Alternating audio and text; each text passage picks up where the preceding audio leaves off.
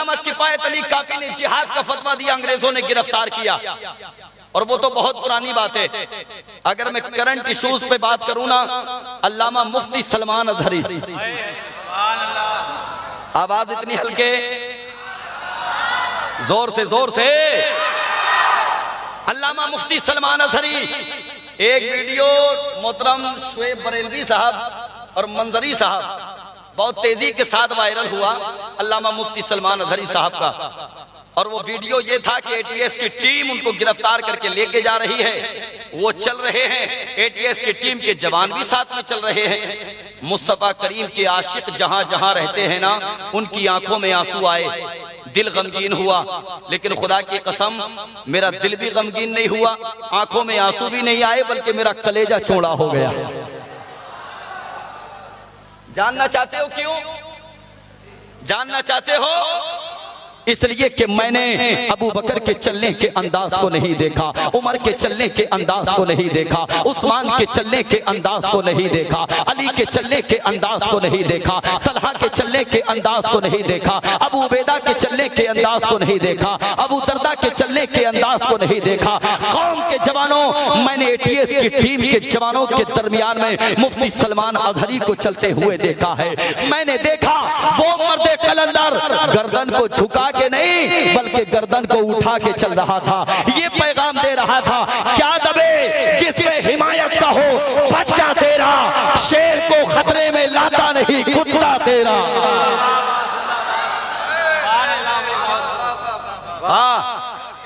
اور آج بھی اگر عظمت قرآن پہ بات آئے گی نا، تو تم تو گھر میں سو گے لحاف میں، آج بھی علماء میدان عمل میں آئیں گے اور ایوان باطل میں گھسنے کے بعد یہ پیغام دیں گے، ہے قول محمد قول خدا، فرمان نہ بدلا جائے گا، بدلے گا زمانہ لاکھ مگر قرآن نہ بدلا جائے گا۔ تو تم بہت کچھ تو خیر کیا ہی کرو گے، مگر خدا را صرف اتنا کر لو کہ جو اللہ نے جن کو عالم دین بنایا ہے نا، بس ان کے قدم سے قدم ملا کر کے چل لو، ان کے قدم سے قدم ملا کے چلو، اس لیے کہ دین کے مسائل میں نہ تم بحث کر سکتے ہو، دین کے مسائل میں نہ تم کسی سے جھگڑا کر سکتے ہو، بس اتنا کر لو کہ اپنے علماء کا ساتھ دے دو، اور اللہ علماء کو ہمت عطا فرمائے، علماء کے حوصلوں کے بازوؤں کو استقام عطا فرمائے۔ پھر دیکھنا حق تو سر چڑھ کے بولتا ہے، دیر ہے مگر اندھیر نہیں ہے۔ حوصلے پست مت کرو، ایسا ہو جائے گا ویسا ہو جائے گا، دیکھیں گے آگے کیا ہونا ہے، دیکھیں گے۔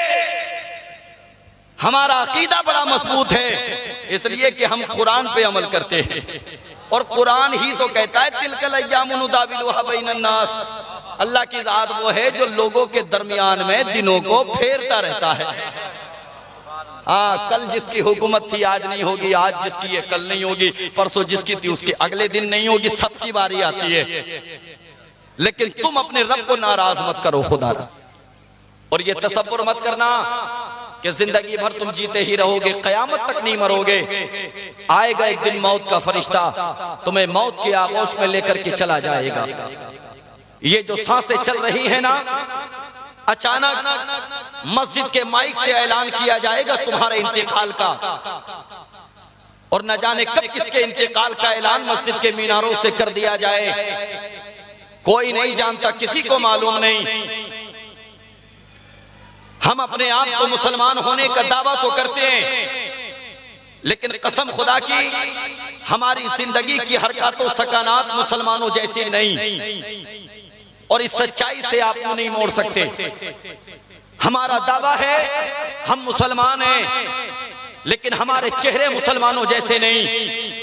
ہمارا دعویٰ ہے ہم مسلمان ہیں، لیکن ہمارا لباس مسلمانوں جیسا نہیں۔ ہمارا دعویٰ ہے ہم مسلمان ہیں، ہمارے گھروں کی حالت مسلمانوں جیسی نہیں۔ اور اسلاف کی زندگی کا اگر آپ مطالعہ کریں گے تو انہوں نے جد و جہد تلواروں کی بنیاد پہ نہیں کی، اللہ نے ان کو وہ اخلاق حسن عطا فرمایا، اللہ نے ان کو وہ کردار عطا فرمایا۔ ہمارے اسلاف کے مسلمان اگر کسی راستے سے گزر جاتے تھے تو غیر مذاہب کے چاہنے والے بھی مسلمانوں کے چہرے کو دیکھ کر کے ان کی قسمیں اٹھایا کرتے تھے۔ یہ مصطفیٰ کا دیوانہ جا رہا ہے، پیغمبر اسلام کا مستانہ جا رہا ہے، نبی کونین پہ جان کو نچھاور کرنے والا جا رہا ہے۔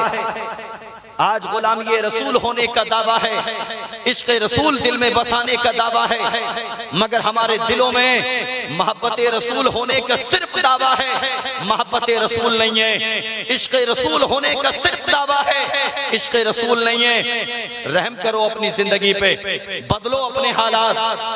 جتنی زندگی کے لمحات تم نے گزار لیے نا، اللہ کی عطا کردہ توفیق سے ان کو غنیمت جانو، لیکن آپ آئندہ جو ہماری زندگی کے لمحات گزریں ان کو اس انداز میں گزارو، پروردگار تیری نافرمانیاں کر کے ہم نے زندگی گزاری تھی، مولا تیرے محبوب کے فرامین کر کے ہم نے زندگی گزاری تھی، لیکن آج اللہ کے گھر میں وعدہ کرتے ہیں مولا آج کی رات میں ہماری توبہ کو اپنی بارگاہ میں قبول فرما لے۔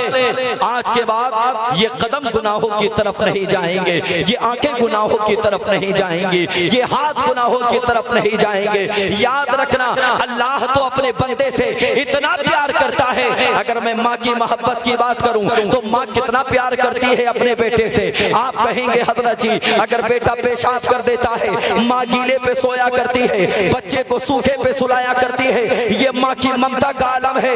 قوم کے جوانوں اللہ اپنے بندوں سے 70 ماؤں سے کہیں زیادہ پیار فرمانے والا ہے۔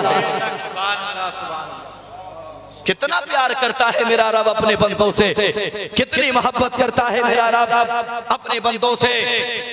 حالات آج بھی ہمارے موافق نہیں ہیں، حالات پہلے بھی ہمارے موافق نہیں تھے، فرق صرف اتنا ہے پہلے دین کی حفاظت کے لیے جد و جہد کی جاتی تھی، آج جیب کو بھرنے کے لیے جد و جہد میں لگے ہو تم، بینک بیلنس بنانے کے لیے جد و جہد میں لگے ہو تم۔ پہلے اسلام کے تحفظ کے لیے اپنے قدم کو نکالا جاتا تھا، اسلام کی بقا کے لیے اپنے ہاتھوں کو اٹھایا جاتا تھا۔ آج حالات بدل گئے، تمہارے نظریات بدل گئے، تم کہتے ہو حالات ہمارے موافق نہیں ہیں۔ کہاں سے حالات تمہارے موافق ہوں گے؟ اس لیے کہ تمہاری زندگی کے لمحات مصطفیٰ کی شریعت کے موافق نہیں ہے، تمہاری زندگی کا چلن میرے نبی کی زندگی کے مطابق نہیں ہے، مصطفیٰ کریم کے صحابہ کی زندگی کے مطابق نہیں ہے۔ خدا را قوم کے جوانوں میں تمہیں اللہ کے رسول کا واسطہ دیتا ہوں، بدل دو اپنے حالات کو، اس لیے کہ اللہ نے قرآن میں فرمایا تِلْكَ الْأَيَّامُ نُدَاوِلُهَا بَيْنَ النَّاسِ، اللہ کی ذات وہ ہے جو انسانوں کے درمیان میں دنوں کو بدلتا رہتا ہے۔ ہاں جو کل تھا وہ آج نہیں ہوگا، جو آج ہے وہ کل نہیں ہوگا، جو کل ہو گیا وہ پرسوں نہیں ہوگا۔ یاد رکھنا قوم کے جوانوں حالات تمہیں بدلنا پڑیں گے، زندگی کے طریقے تم کو بدلنا پڑیں گے، بدلو خدا را اپنی زندگی کے لمحات بدلو۔ اگر دل میں عشق مصطفیٰ ہے تو پھر چلو مصطفیٰ کے فرامین کے مطابق، دل میں عشق مصطفیٰ ہے تو زندگی کے لمحات گزارو مصطفیٰ کے عشق کے مطابق۔ تم چلو تو تمہارا چلنا بولے نبی نبی، تم اٹھو تو تمہارا اٹھنا بولے نبی نبی، تم پیو تو تمہارا پینا بولے نبی نبی، تم کھاؤ تو تمہارا کھانا بولے نبی نبی۔ یاد رکھنا اگر اس انداز میں زندگی گزارو گے دنیا سے چلے جاؤ گے، کوئی کہے گا دنیا دار جا رہا ہے، لیکن خدا کی قسم اللہ کے فرشتے کہیں گے مصطفیٰ کا وفادار آ رہا ہے۔ نعرہ تکبیر، نعرہ رسالت، فیضان سرکار مدینہ، جشن دستار بندی، نعرہ تکبیر، نعرہ رسالت۔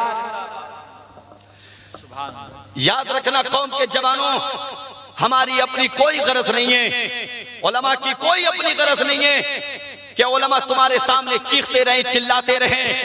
علماء کا مقصد صرف یہ ہے معاشرے میں حالات بدلنے چاہیے، قوم کے حالات تبدیل ہونے چاہیے۔ آج ہماری قوم جو آسمان کی بلندیوں سے باتیں کرنے والی تھی وہی زمین کی پستی پہ رنگتی ہوئی نظر آ رہی ہے۔ اس سچائی سے آپ بھی آپ منہ نہیں موڑ سکتے، یہی سچائی ہے۔ بدلو اپنے حالات، حالات تمہارے موافق نہیں ہیں، کیسے ہوں گے؟ حالات پہلے بھی ہمارے موافق نہیں تھے۔ اسلام کی 1450 سالہ زندگی اگر آپ اٹھا کر کے دیکھیں گے کبھی اسلام کے موافق حالات نہیں رہے. ہاں چاہے مکے کی زندگی اٹھاؤ میرے نبی کی، یا مدینے کی زندگی اٹھاؤ میرے نبی کی، مکے میں وہ نبی کہ جس کے صدقے میں اللہ نے کائنات کو بنایا، اسی نبی کے راستے میں کانٹوں کی بوچھار کی جاتی تھی، کانٹے بچھائے جاتے تھے. طائف کے بازار میں مصطفیٰ کریم پہ اتنے پتھروں کی برسات کی گئی کہ آپ کے سر کا خون نکل کر کے آپ کے نالین مبارک تک آ گیا. اللہ اکبر. کب تمہارے موافق تھے حالات؟ آج اگر تمہارے موافق نہیں ہے تو کیا ہوا؟ کل جو مصطفیٰ کے دیوانے تھے نا، وہ اپنے آپ کو نبی کونین کے سانچے میں ڈھالے ہوئے تھے، مصطفیٰ کی زندگی کے مطابق اپنی زندگی گزارا کرتے تھے، میرے نبی کے خیالات کے مطابق اپنی زندگی کے لمحات گزارا کرتے تھے. قوم کے جوانوں، مدینہ شریف کی سرزمین ہے، میرے اور آپ کے پیغمبر نے حضرت ابو ہریرہ کو بلایا. بلانے کے بعد فرمایا یہ کون ہے ابو ہریرہ؟ میرے نبی کے چہیتے صحابی کا نام ابو ہریرہ ہے. مصطفیٰ کریم نے ابو ہریرہ کو بلایا. بلانے کے بعد فرمایا ابو ہریرہ ایسا کرو، مدینہ کی گلیوں میں اعلان کر دو، جا کر کے کہو کہ محمد مسجد نبوی میں ایک تقریر فرمانے والے ہیں، محمد مسجد نبوی میں بیان دینے والے ہیں. حضرت ابو ہریرہ نکلے اور نکلنے کے بعد مدینہ کی گلیوں میں جانے لگے، مدینہ کی گلیوں میں گردش کرنے لگے، مدینہ کی گلیوں میں دوڑنے لگے. قوم کے جوانوں چلنے کا انداز یہ تھا، آپ نے میرے نبی کی نالین مبارک کو اٹھایا. نالین مبارک کو اٹھانے کے بعد اپنے ہاتھ میں لیا، اور ہاتھ میں لینے کے بعد حضرت ابو ہریرہ مصطفیٰ کریم کی نالین مبارک کو سر پہ گھماتے چلے جاتے تھے، اعلان کرتے چلے جاتے تھے، سر پہ گھماتے چلے جاتے تھے، اعلان کرتے چلے جاتے تھے. او مدینہ والو، مسجد نبوی میں جلدی سے چلو، میرے مصطفیٰ خطاب فرما رہے ہیں، میرے مصطفیٰ بیان دے رہے ہیں. اللہ اکبر. قوم کے جوانوں جو قریب کے رہنے والے تھے وہ اگلی صف میں آ کے بیٹھ گئے، جو ان سے دور کے رہنے والے تھے وہ دوسری صف میں آ کے بیٹھ گئے، جو ان سے دور کے رہنے والے تھے وہ تیسری صف میں آ کے بیٹھ گئے. ایک دیوانہ جو مدینہ کے کونے سے چل کے آیا تھا، ذرا سی تاخیر ہو گئی، مسجد نبوی کی سیڑھیوں پہ ابھی پہنچا ہے. میرے مصطفیٰ نے دیکھا کہ کوئی صحابی تیسری صف سے نکلا، اس نے لوگوں کے سر پہ اترنے کے بعد دوسری صف میں بیٹھنا چاہا. دوسری صف کے انسان نے پہلی صف میں بیٹھنا چاہا. میرے مصطفیٰ نے اپنی زبان کو کھولا اور ارشاد فرمایا جو جہاں ہے وہی بیٹھ جائے. یہ جو دور سے چل کے صحابی آئے تھے یہ مسجد نبوی کی سیڑھی پہ تھے. نبی نے فرمایا جو جہاں ہے وہی بیٹھ جائے. یہ دیوانہ مسجد نبوی کی سیڑھی پہ بیٹھ گیا. اللہ اکبر.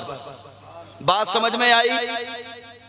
مسجد نبوی کی سیڑھی پہ بیٹھ گیا، مسجد نبوی کی سیڑھی پہ بیٹھ گیا. اللہ اکبر. مسجد نبوی کی سیڑھی پہ بیٹھا. میرے مصطفیٰ نے بیان فرمایا، اور بیان فرمانے کے بعد جیسے ہی میرے نبی نے دعا فرمائی، دعا فرمانے کے بعد میرے نبی نے اختتام کر دیا. اور اختتام جیسے ہی کیا، لوگ اپنے گھروں کو جانے لگے. لوگ جیسے ہی مسجد نبوی سے نکلنے لگے، قوم کے جوانوں جتنے بھی لوگ مسجد نبوی کے دروازے سے گزر کے چلتے چلے جا رہے تھے، اس دیوانے سے کہتے چلے جا رہے تھے اٹھ یہاں سے اٹھ کر کے چلا جا، یہاں کس لیے بیٹھا ہے؟ اس دیوانے کا جواب سنو. اس نے کہا جس کی آواز کو سن کے بیٹھا تھا اسی کی آواز کو سن کے اٹھوں گا.